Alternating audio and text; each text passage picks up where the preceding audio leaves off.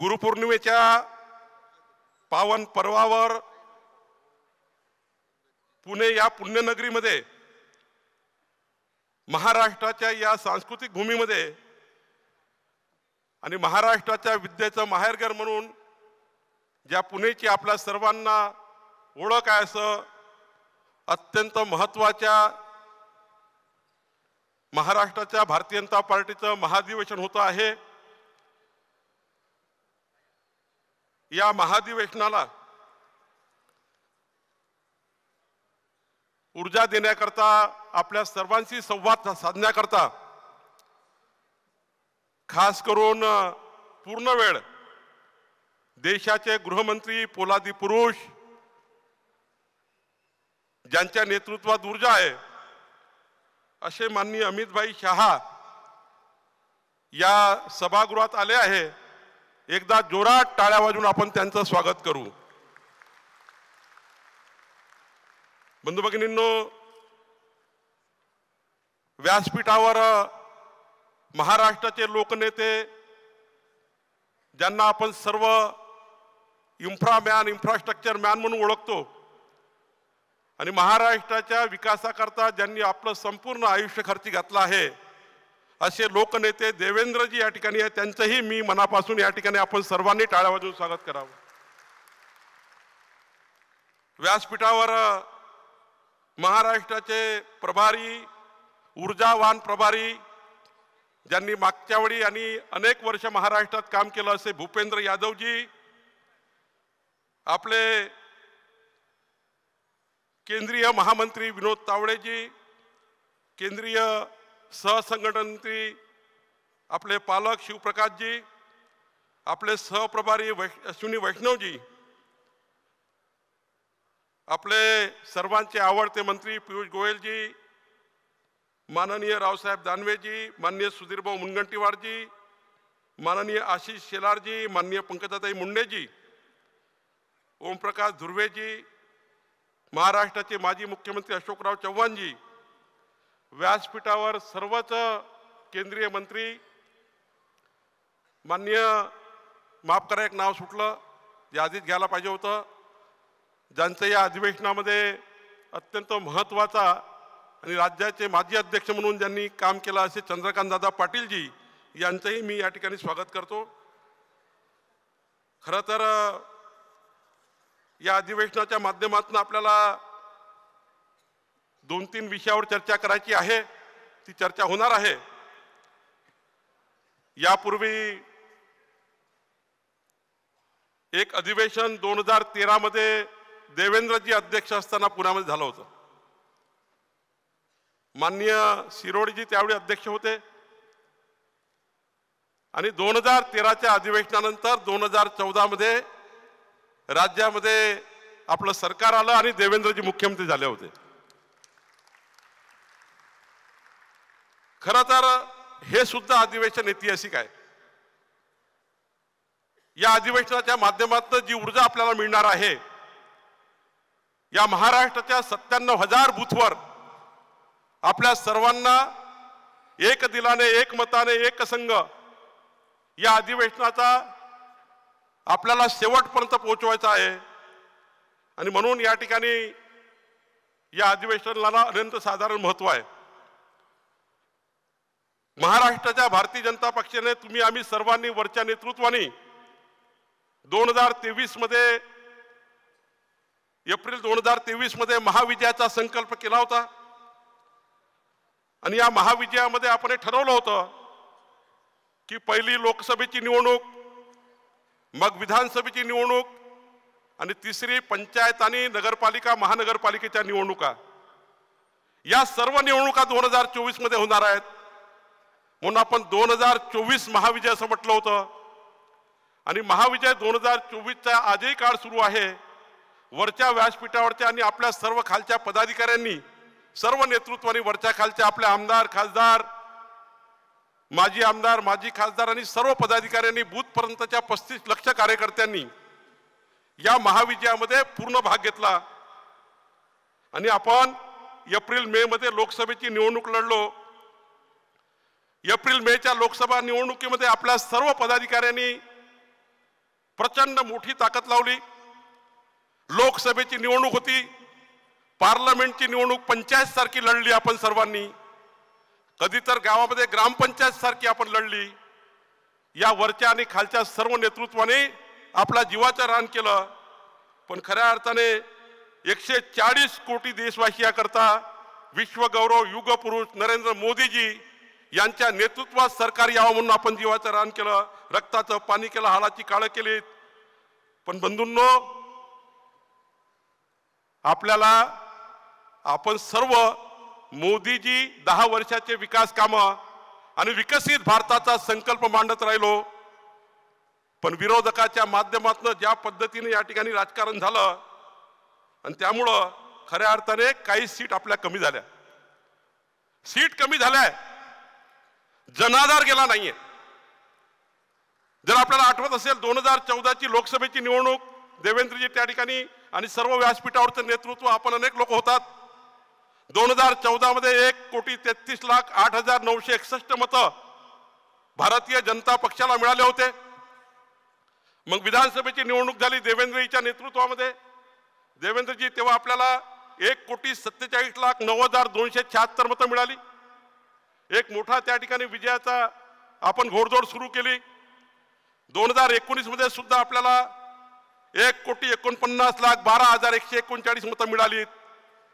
तेव्हाही आपले मतं वाढली, जनाधार वाढला, आपण सर्वांनी काम केलं वरच्या खालच्या नेतृत्वाने।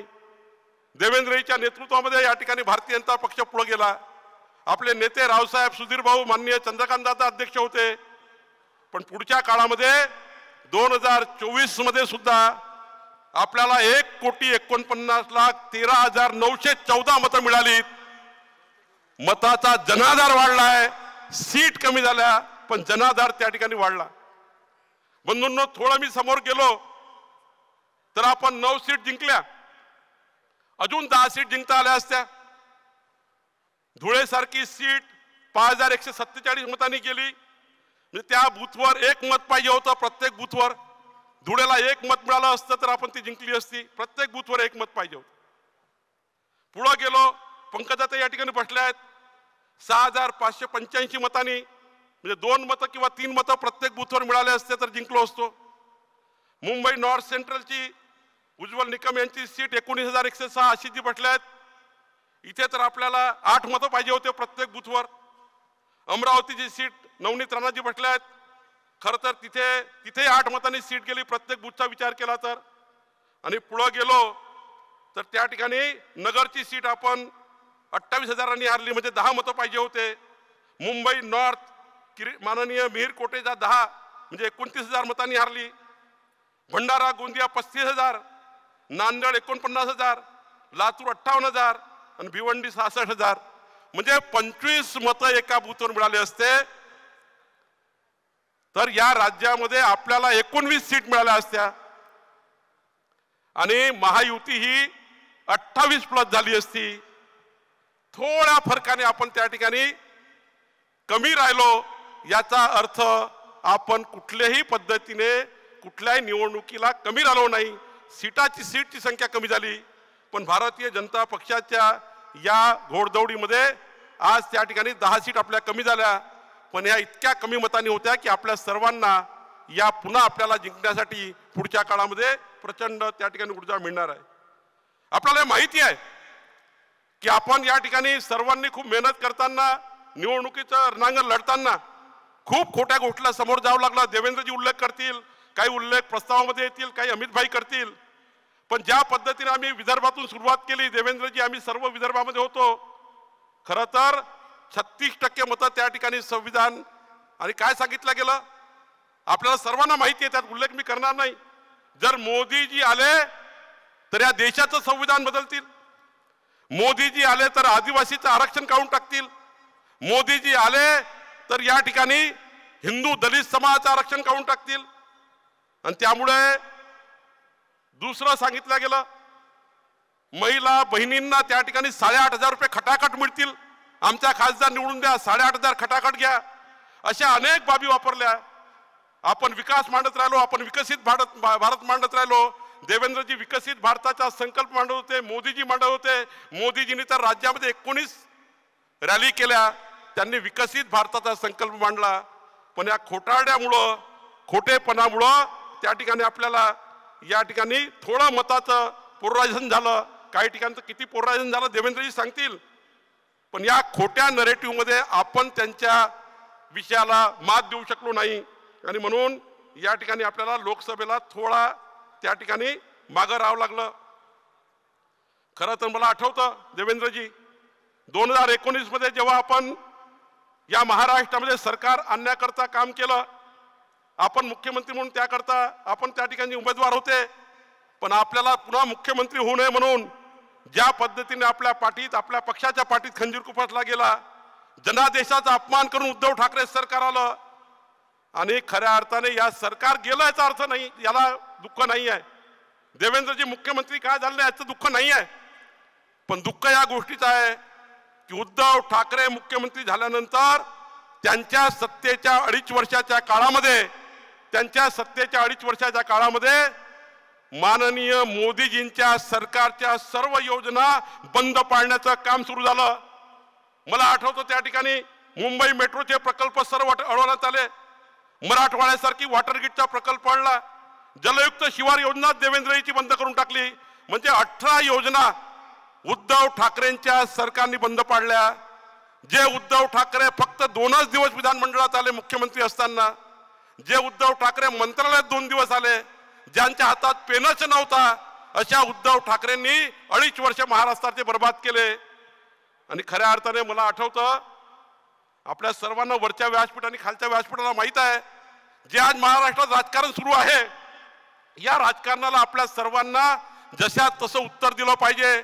सर्वांनी या विषयावर बोललं पाहिजे, सर्वांनी या विषयावर बूथपर्यंत आपल्या आपल्या भागात जाऊन बोललं पाहिजे. आज ज्या पद्धतीने मला यावरून आवर्जून उल्लेख करायचा आहे की देवेंद्रजीच्या नेतृत्वामध्ये ज्या पद्धतीने चंद्रकांत दादा आणि संपूर्ण टीमने मराठा समाजाला आरक्षण देण्याचं जे काम झालं, मी आठवतो मी मंत्री होतो त्या काळात देवेंद्रजींनी 20 रात्र मराठा आरक्षणाचा, आशिषजी तुम्ही त्या ठिकाणी साक्षी आहात, 20 रात्र जागून मराठा आरक्षण, टिकणारं आरक्षण, मराठा आरक्षण देण्याचं काम माननीय देवेंद्रजींनी 20 रात्र जागून मराठा आरक्षणाचा कायदा स्वतः तयार केला. आम्ही त्यांना म्हणायचो की पहाटे 4 वाजेपर्यंत आपला दिवा बंद होत नाही, जरा तब्येतीची काळजी घ्या. पण 20 दिवस सलग चंद्रकांत दादा, आशिष शेलारजी, व्यासपीठावरचे सर्व, विनोद तावडेजी, सर्व नेते आहेत, सर्वांना माहिती आहे, आपल्यापैकी अनेकांना माहिती आहे, मराठा आरक्षणाचा कायदा तयार झाला, विधिमंडळात मंजूर झाला, हायकोर्टात मंजूर झाला. पण जेव्हा सुप्रीम कोर्टमध्ये मराठा समाज कसा आर्थिक आणि मागासवर्गीय कमजोर आहे, आर्थिक दुर्बल आहे, त्यामधला भाग जो आहे तो उद्धव ठाकरेंच्या सरकारने सुप्रीम कोर्टात मांडला नाही. सुप्रीम कोर्टात जेव्हा केस सुरू होती तेव्हा महाराष्ट्राचे मुख्यमंत्री उद्धव ठाकरे होते. म्हणजे मराठा समाजाला आरक्षण दिलं तेव्हा मुख्यमंत्री देवेंद्रजी होते आणि सुप्रीम कोर्टामध्ये केस लढली तेव्हा मुख्यमंत्री उद्धव ठाकरे होते. उद्धव ठाकरेंनी जर 4 चांगले उच्चस्तरीय वकील दिले असते तर मराठा समाजाचा आरक्षणाचा प्रश्न त्याच दिवशी संपला असता. आणि मग मराठा समाजाच्या आरक्षणाचे खरे मारेकरी कोण आहे? तर उद्धव ठाकरे आहे, उद्धव ठाकरे आहे. आणि आज काय परिस्थिती आहे? सामाजिक आंदोलनाच्या नावाने देवेंद्रजीला विलीन केलं जात आहे. खरं तर सामाजिक आंदोलन झालं पाहिजे, सामाजिक आंदोलनाची गरज आहे. प्रत्येक समाजाला आपापल्या समाजाला हक्क मागण्याची गरज आहे, हक्क देण्याची गरज आहे. पण आंदोलन करताना, सामाजिक आंदोलन करताना ज्या पद्धतीने राजकीय स्मेल येत आहे, उद्धव ठाकरेला विलीन करण्याऐवजी देवेंद्रजीला विलीन करण्यात येत आहे. याकरता खऱ्या अर्थाने मराठा समाजाला 100% आरक्षण मिळावं, त्या टक्का त्यांना जे आरक्षण हक्काचं ते मिळालंच पाहिजे. याकरता भारतीय जनता पार्टीचे हे महाअधिवेशन पाठिंबा देत आहे, मराठा समाजाच्या आरक्षणाला पाठिंबा देत आहे. पण हे करत असताना मात्र देवेंद्रजींनी जो कायदा केला होता त्या कायद्याचा मारेकरी शोधला पाहिजे, हेही करण्याची गरज आहे. बंधूंनो, मला आठवतं देवेंद्रजी जेव्हा तुम्ही एकनाथ शिंदेजी आणि तुम्ही त्या ठिकाणी शपथ घेतली आणि पहिली कॅबिनेटची बैठक झाली, त्या पहिल्या कॅबिनेटच्या बैठकीमध्ये ओबीसीचं गेलेलं आरक्षण परत आणण्याचं काम कुणी केलं असेल ते एकनाथ शिंदे आणि देवेंद्र फडणवीस जी आल्यानंतर या महाराष्ट्रात झालं। 2.5 वर्ष या महाराष्ट्रात निवडणुका झाल्या नाही, 2.5 वर्ष या महाराष्ट्रात निवडणुका झाल्या नाही, पंचायतच्या निवडणुका झाल्या नाही बंधूंनो। आणि आजही पंचायतच्या निवडणुका कुणामुळे थांबलाय? आजही आपण महाविजयाची गोष्ट करतोय। आतापर्यंत महानगरपालिका नगरपालिका होऊन गेल्या असत्या, पण महाविकास आघाडीच्या लोकांनी सुप्रीम कोर्टामध्ये केस टाकल्यामुळं प्रभाग रचनेचा निर्णय होऊ शकत नव्हता। आणि म्हणून पंचायतच्या निवडणुकी रोखण्याचं पाप हे महायुतीचं नाही आहे, हे महाविकास आघाडीचं आहे। आणि म्हणून खऱ्या अर्थाने पुढच्या काळामध्ये ओबीसीचं आरक्षण टिकवण्याचं, ओबीसी आरक्षणाला धक्का लागला होता त्या टिकवण्याचं काम माननीय देवेंद्रजींनी केलं। मला 1000 गोष्टी सांगता येईल। गरीब कल्याणाच्या योजना उद्धव ठाकरेंनी बंद केल्या। महाविकास आघाडीच्या काळामध्ये प्रधानमंत्री आवास योजना बंद झाली आणि खऱ्या अर्थाने एक मोठं पाप या महाराष्ट्रात सुरू झालं। मला अभिमान आहे, अभिनंदन ठरावात आशिष शेलारजी आणि रावसाहेब बोलतीलच, पण मी या सभागृहामध्ये एकनाथ शिंदे, देवेंद्र फडणवीसजी, अजित पवारांच्या महायुती सरकारचं, 11 पक्षाच्या सरकारचं मनापासून अभिनंदन करतो। ज्या दिवशी सरकार आलं त्या दिवशीपासून 2020 मॅच या महाराष्ट्रामध्ये विकासाची सुरू झाली आणि या विकासाच्या यात्रेमध्ये खऱ्या अर्थाने अनेक गोष्टी या ठिकाणी केल्या गेल्या। आता उल्लेख माननीय देवेंद्रजी सरकार म्हणून करतील, मी करणार नाही, पण मला या ठिकाणी एवढंच सांगायचं आहे, जसं उद्धव ठाकरे सरकारने मोदी सरकारच्या सर्व योजना थांबवल्या होत्या, आज तुमच्या माझ्या समोर हा प्रश्न आहे व्यासपीठासमोर आणि तुमच्या समोर, उद्याचं महाविकास आघाडीचं एक मत म्हणजे महाराष्ट्राच्या महायुतीच्या सरकारच्या योजना थांबवणारं मत आहे, मोदी सरकारच्या पुढच्या 5 वर्षाच्या योजना थांबवणारं मत आहे। महाविकास आघाडीचं जर तुमच्या वॉर्डामध्ये तुमच्या बूथवर जर मत गेलं तर बंधू भगिनींनो, हे मत महाराष्ट्राचा विकास थांबवणारं मत आहे, 14 कोटीच्या महाराष्ट्राला मागे आणणारं मत आहे। कारण हे जर एखाद्या वेळी चुकीनं आले, येणार तर नाहीच, चुकीनं आले तर मोदी सरकारच्या सर्व योजना बंद पाडण्याचं पाप हे महाविकास आघाडीचं सरकार केल्याशिवाय राहणार नाही। लाडली बहिणा योजना बंद पाडतील, या ठिकाणी शेतकऱ्याची पीक विमा योजना बंद पाडतील, साऱ्या योजना, जेवढा बजेट देवेंद्रजी तुम्ही दिलाय हे सर्व बजेटचे काम बंद पाडल्याशिवाय राहणार नाही। त्यामुळे आपल्याला लक्षात असलं पाहिजे, इथनं गेल्यावर या 6000 प्रतिनिधींना माझी विनंती आहे, तुम्हाला घरोघरी जाऊन सांगायला लागेल, मोदी सरकार 5 वर्ष महाराष्ट्रात देशामध्ये आहे, महाराष्ट्रात आपलं सरकार आणायचं आहे।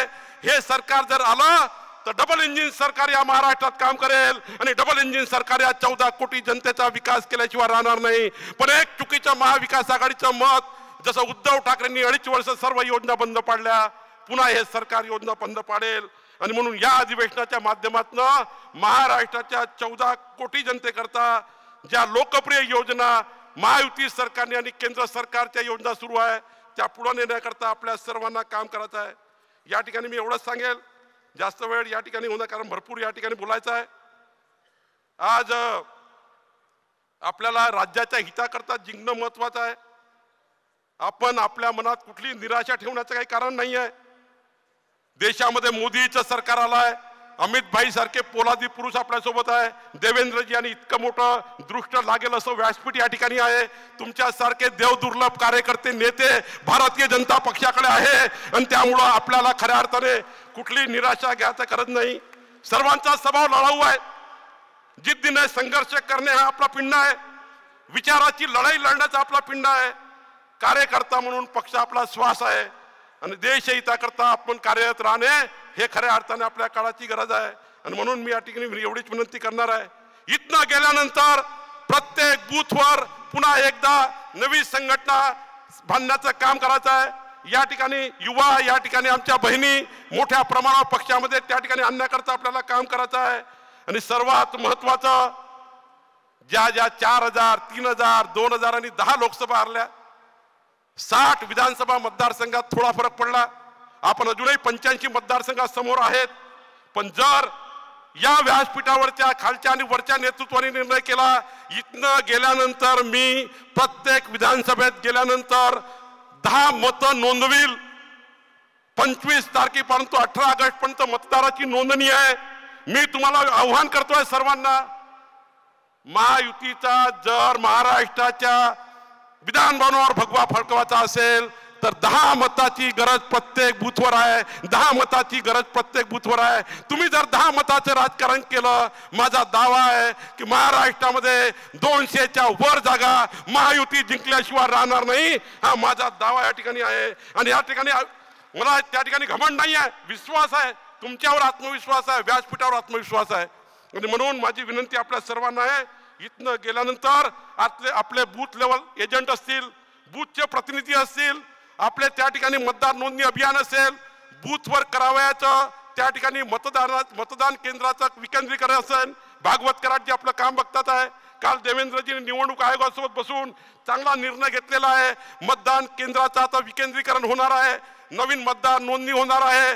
2019चे डिलीटेड मतं पुन्हा 2024 मध्ये येणार आहे आणि त्याकरता आपल्या सर्वांना काम करायचं आहे.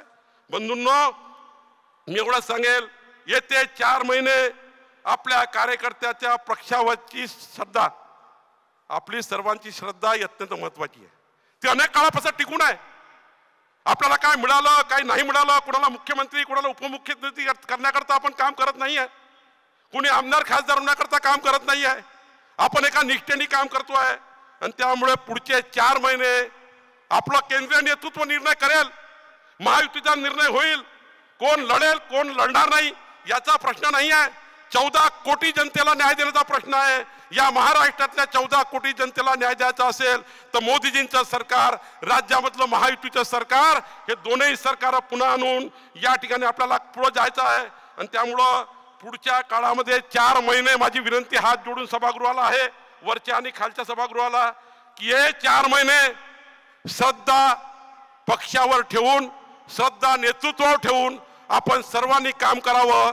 इथनं गेल्यानंतर सर्वांनी पुन्हा नवीन ऊर्जा घेऊन जावी. इथनं गेल्यानंतर पुन्हा या ठिकाणी प्रचंड ताकदीने काम करावं.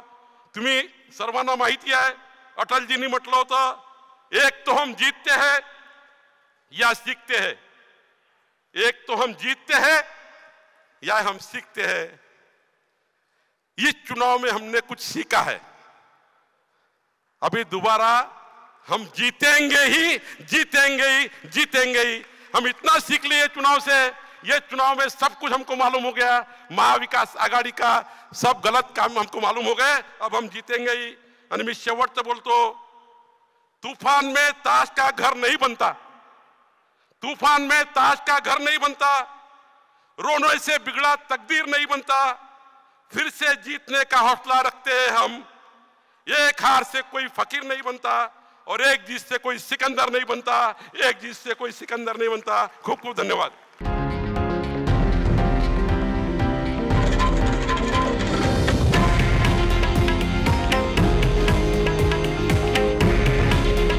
हे आहे देशातील नंबर 1 न्यूज नेटवर्क आणि आपण पाहत आहात TV9 मराठी. काळजी तुमची, हित महाराष्ट्राचं.